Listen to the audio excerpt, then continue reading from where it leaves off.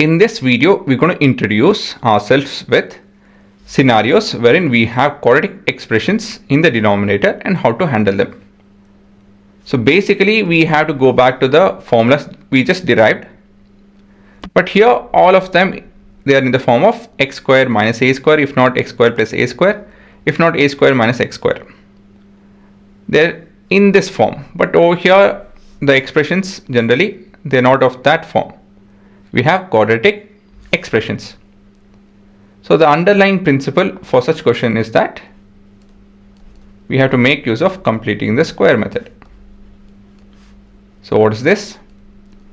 Any given quadratic expressions, we'll be able to rewrite them as a plus b the whole square plus or minus a constant.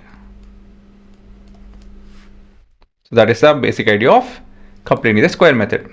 So let me give an example. So here we have 4x square plus 12x plus 3.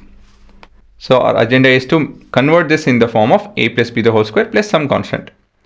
So it's very flexible, to be honest. So I can write 4 as 2 square. 2 square x square is 2x the whole square plus, so this represents a square, 2a and b, right? Because this is 4, 4 3s are 12 and we have this expression plus 3. So as of now, we not yet completed, of course.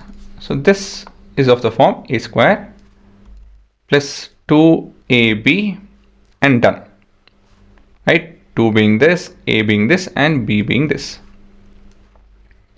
So we don't have b square. How will we get b square? We'll make use of 0. So what to do with 0? Well, 0 is our additive identity. So I can add and subtract any number which is convenient for me. For example, I'll write it as 3 square minus 3 square plus 3. Why? Because 0 is nothing but a minus a, right? 3 square minus 3 square is 0. And if I look at this particular set of terms, it's of the form a square plus 2 into a into b plus b square. And so I'll be able to write this as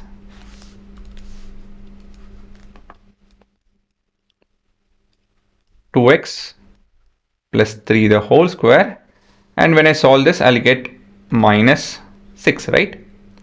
Or let me not do that, minus 9 plus 3.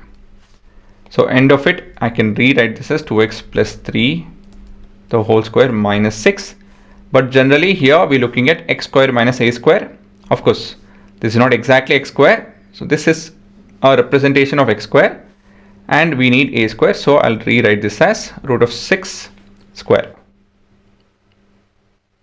Okay guys, so basically we ended up with a square, a plus b the whole square plus or minus a constant starting from this set of expressions. Suppose that we'll make use of one of these formulas and we'll be able to do that. So that's a different thing. As of now, the concentration is on completing the square method.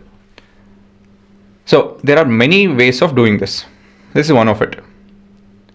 There is a formula too, which we can make use of and get the expression directly. So if you guys are comfortable with this, we can go with this. Or if you guys want to use the formula, so please check out the basic videos I've taught over there, or you can do web search or read a book. So learn this method because we're going to make use of it. Okay, for now, please pause and copy it off.